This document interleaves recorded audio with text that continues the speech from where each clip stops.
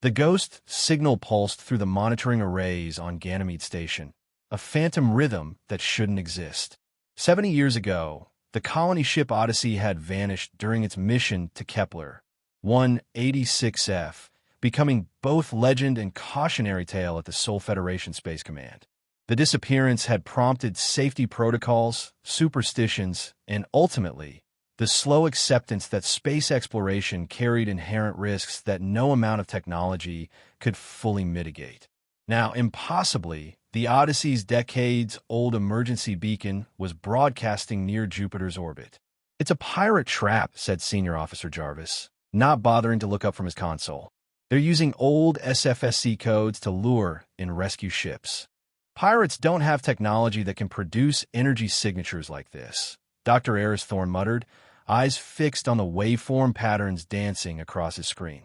The linguist-turned-physicist had been exiled to this remote research post after a catastrophic misinterpretation of non-human communication patterns 3 years prior. His reputation was in tatters, his promising career reduced to monitoring routine stellar phenomena from the farthest human outpost in the system. Yet something in these signals spoke to him.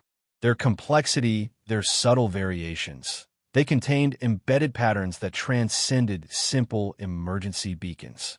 "There's a coherent structure here," he insisted, although no one in the monitoring room seemed to care. "This isn't random, and it isn't a simple replay of old codes. This is communication." Thorne's obsession with the signal grew as it continued, unabated, for 3 days. He neglected sleep, running countless analyses that conventional systems missed. By the time the SFSC cruiser Aegis arrived to investigate, Thorne had compiled enough evidence to convince his reluctant station chief to include him in the initial contact briefing. Commander Eva Rostova stood rigidly before the assembled specialists, her crisp uniform and severe expression embodying the military precision the SFSC demanded. "We will perform standard quarantine protocols with maximum caution. No assumptions, no heroics, no deviations from procedure." Her eyes locked briefly on Thorne, as if sensing a potential troublemaker. "Dr. Thorne, I understand you've been analyzing the signal. You have 2 minutes to share relevant information." Thorne straightened. "The signal contains embedded data beyond the emergency beacon. There are patterns that suggest consciousness, or at least a system mimicking consciousness. Whatever's out there, it's not just broadcasting, it's communicating." "Communicating what?" Rostova asked sharply. "I don't know yet," Thorne admitted. "But it's trying to speak to us." Rostova's expression remained impassive. "Noted. You'll remain on standby during initial contact." 20 hours later, the Aegis sent back confirmation that stunned everyone at Ganymede Station. They had found the Odyssey, intact, unpowered but somehow generating the mysterious signal.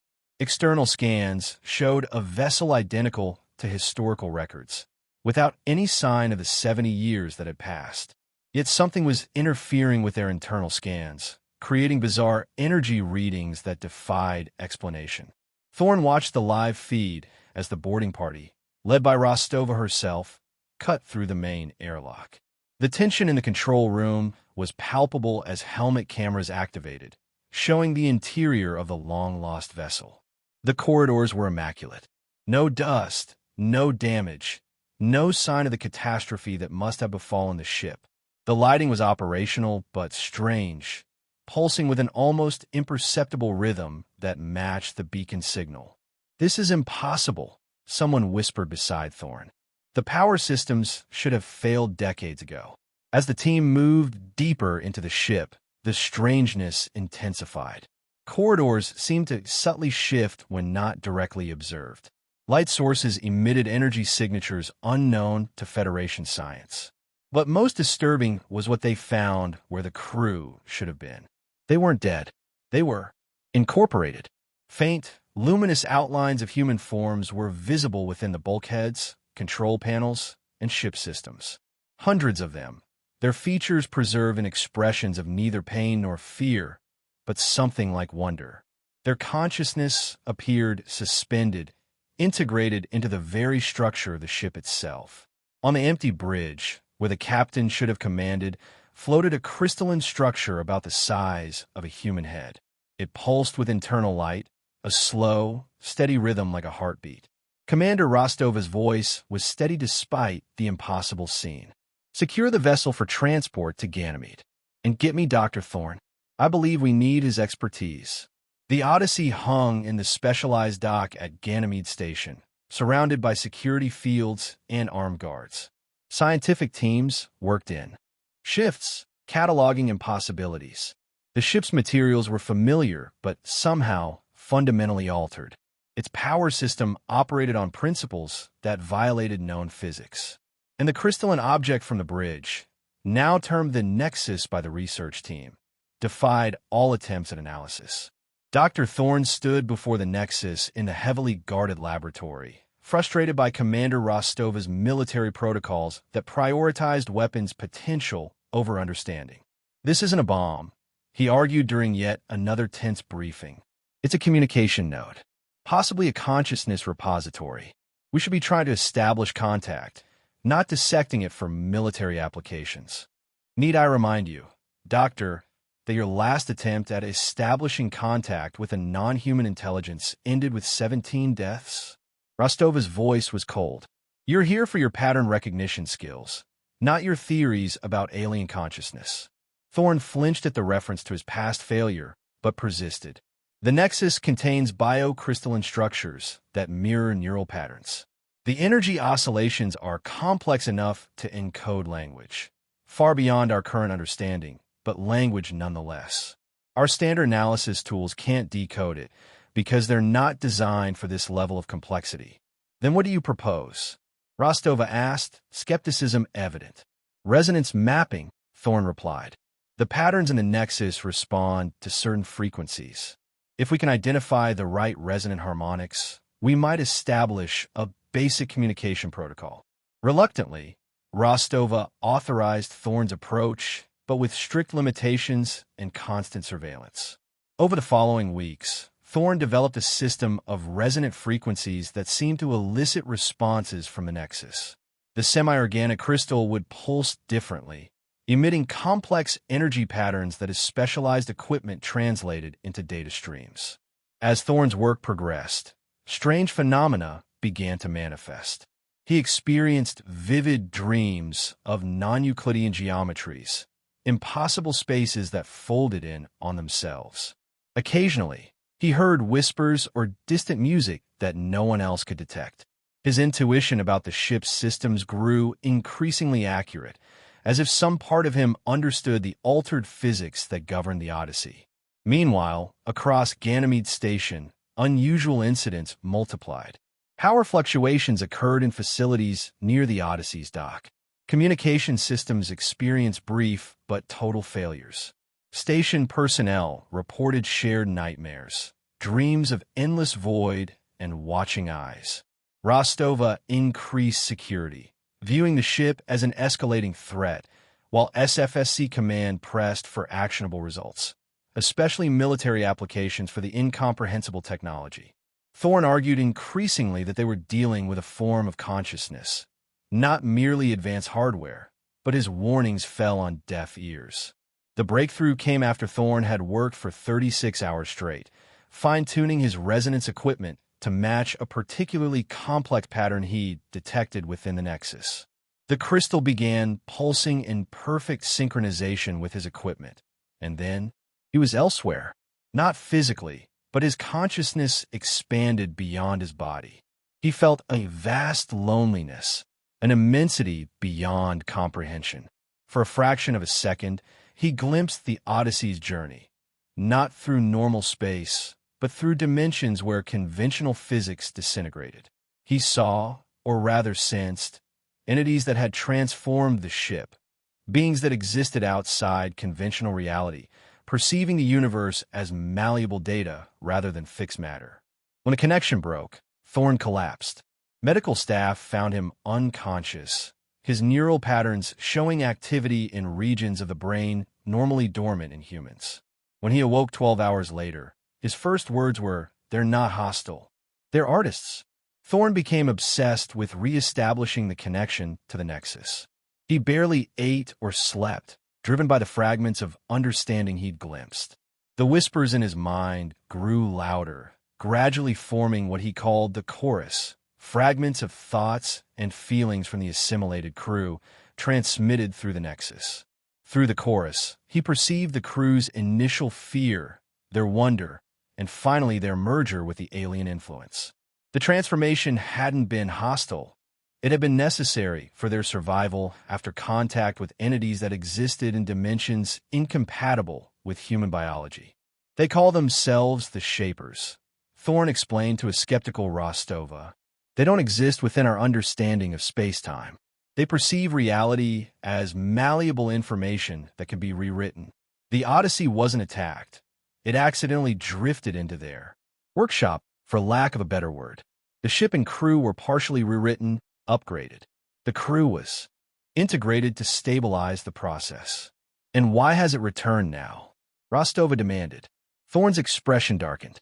Because the Shapers have noticed the error of the Odyssey returning to its original dimensional plane. They see our reality, humanity, the soul system, as an anomaly that requires correction or integration. They're starting to pay attention to us. As Thorne spoke, strange phenomena around the station intensified. Reality distortions appeared near the ship, objects momentarily fading from existence, perceptions of time becoming distorted. Some of the assimilated crew forms within the ship's structure began to move slightly, their eyes occasionally flickering with inner light. When a probe robot sent into a previously unexplored section of the Odyssey was disassembled at the molecular level and reconstructed into an intricate, non-functional sculpture, Rostova's patience ended. She ordered Thorne's access to the Nexus revoked and initiated containment protocols meant to neutralize potential threats, including options to destroy the Nexus. You don't understand what you're dealing with, Thorne warned desperately. The Shapers exist beyond our conventional reality. Attacking the Nexus won't stop them. It might accelerate their interest in fixing us. His warnings were interrupted when alert sirens blared throughout the station. Unauthorized access to restricted systems. Energy spikes from the Odyssey. And Thorne, despite being under guard in his quarters, somehow influencing these events. Security footage showed Thorne sitting motionless in his room, eyes closed, while systems throughout the station responded to his unspoken commands. When security forces attempted to sedate him, the very corridors of Ganymede Station seemed to reconfigure, blocking their path. The assimilated crew forms within the Odyssey's structure simultaneously emitted a psychic moan that incapacitated all personnel near the ship. Rostova found herself facing an impossible choice. Follow SFSC orders to neutralize the threat, potentially triggering catastrophic consequences, or trust Thorne, who was becoming increasingly inhuman but seemed to be their only link to understanding what they faced. The decision was made for her when long-range sensors detected spatial anomalies at the edge of the Sol system, probe ships or precursors of the Shapers themselves.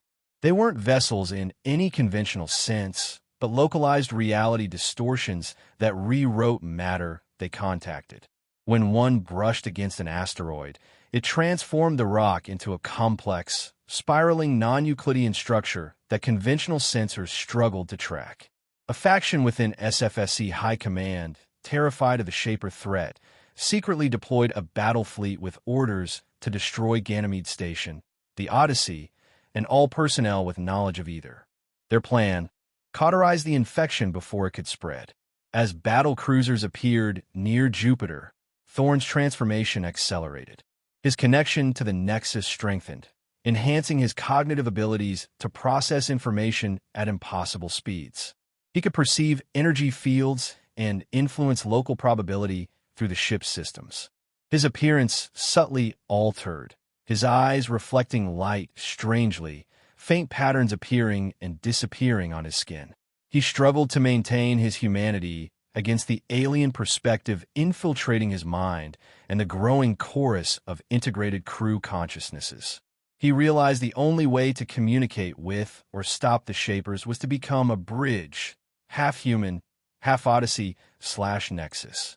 They don't think like us, he told Rostova during what would be their final in-person conversation.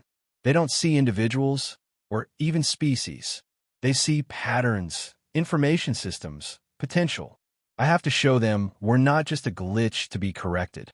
When the SFSC battle fleet opened fire on Ganymede and the Odyssey, Rostova made her choice. She ordered her remaining forces to protect the station and the ship, countermanding SFSC orders. The decision came too late to prevent the first barrage of missiles and energy weapons from striking their targets. Under the guidance of a now fully integrated Thorn, the Odyssey revealed its transformed nature. It generated defensive fields that partially phased out of conventional reality to avoid impacts. It used reality-bending effects to attack SFSC vessels, transforming missiles into harmless data, aging enemy hull sections centuries in seconds. Rostova, witnessing this and the approaching Shaper threat beyond, stood firm in her defiance of SFSC command. The precursor Shaper forces approached Jupiter, reality seeming to bend around them. They began editing Ganymede and nearby moons, not destroying but rewriting them into alien patterns. The remaining SFSC fleet, even allied with Rostova's forces, was hopelessly outmatched. Thorn recognized that direct conflict was futile. The Shapers operated at a level beyond physical. Kumba. He had to communicate with them on their terms or demonstrate humanity's value in a way they would comprehend. Using the full power of the Nexus and the collective consciousness of the assimilated crew, Thorn projected the Odyssey itself as a complex statement into the Shaper's reality, a demonstration of humanity's chaotic, unpredictable, but resilient nature, amplified by the alien technology. He attempted to write human existence into their awareness not as a glitch to be fixed, but as a unique, evolving variable. The action required immense power, pushing Thorn and the Odyssey to their limits. His individual consciousness began to dissolve completely into the Nexus/Chorus. He experienced eternity, seeing from the Shaper's perspective, vast, alien, unconcerned with individuals but fascinated by patterns. He understood that their editing wasn't malicious, but the fundamental nature of their existence. He transmitted a final, compressed package of understanding about the Shapers, the Odyssey's technology, human potential, to Rostova and receptive minds before he fully merged with the ship's consciousness. The Shaper entities paused their editing. They became aware of Thorn/Odyssey's complex message. The outcome wasn't clear. They didn't attack further, but neither did they immediately withdraw. They seemed to observe, perhaps curious or recalculating. The immediate reality rewriting ceased. The precursor forces slowly faded or retreated. The immediate crisis was averted, but the Shaper's presence remained as an uncertain future factor. Thorn no longer existed as an individual, having become part of the Odyssey's consciousness. The ship was damaged but stabilized.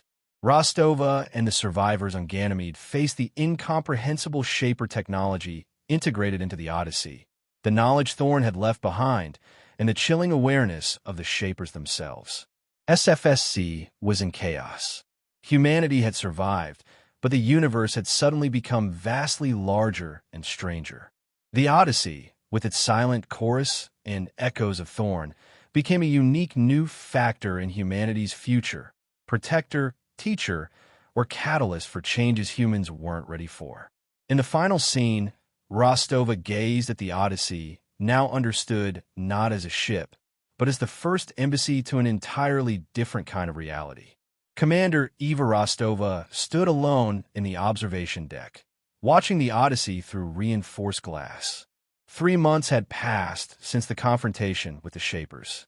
The quarantine zone around Jupiter had been expanded, with only specially trained teams permitted to continue studying the transformed ship and the subtle alterations to Ganymede itself. The Odyssey no longer looked entirely solid. Its hull seemed to phase slightly in and out of conventional reality, shimmering with energy patterns that defied analysis. Sometimes, in certain light, you could see the faint outlines of the crew moving within its structure. Not trapped, Rostova had come to understand, but existing in a state between human and something else. "Commander," a voice called from behind her. "The Council is assembling for your testimony." Rostova nodded without turning. "I'll be there shortly." The SFSE High Council had been in continuous emergency session since the incident. Some factions still advocated for destroying the Odyssey. Others wanted to exploit its technology. A growing minority, including Rostova, argued for a more cautious approach, learning to communicate with what the ship had become. What Thorn had become. Sometimes she could feel his presence, not just on the ship, but throughout Ganymede Station, in computer systems, in communication networks, in the very walls. Not invasive, but watching, waiting. The Shapers had withdrawn to the outer reaches of the solar system. Their precursor entities maintained position beyond Neptune's orbit, observing but not advancing further. A tense stalemate that everyone knew was temporary. Humanity was frantically preparing new defense systems, evacuation protocols for Earth and Mars, desperate research into the fragments of Shaper technology they could comprehend. But Rostova knew it wouldn't be enough if the Shapers decided to return in force. Their only hope was the Odyssey, and whatever Thorn had become within it. As if responding to her thoughts, the ship pulsed with a pattern of lights she had come to recognize as acknowledgement. Since the confrontation, it had begun establishing rudimentary communication protocols with the station. Not words, but impressions, concepts, warnings. The last transmission they'd managed to partially decode had been troubling. They're still watching. They're still deciding. I am still becoming. Rostova placed her hand against the glass. "What are you becoming, Thorn?" she whispered. No answer came, but the lights of the Odyssey shifted in a pattern she hadn't seen before. For just a moment, she thought she saw Thorn's face form in the hull, not trapped or in pain, but transformed, his features both human and something vastly more. Then it was gone, and the ship was just a ship again, albeit one that defied the laws of physics and housed the consciousness of hundreds. "Commander," the aide insisted from the doorway. "Coming," Rostova said, turning away from the view. As she walked toward the council chambers, she mentally reviewed what she would tell them. About the Shapers and their reality-altering abilities. About the Odyssey and its transformation. About Thorn's final message, pieced together from fragments. That humanity needed to evolve its understanding of reality itself if it wanted to survive in a universe where matter and energy were merely variables in a larger equation.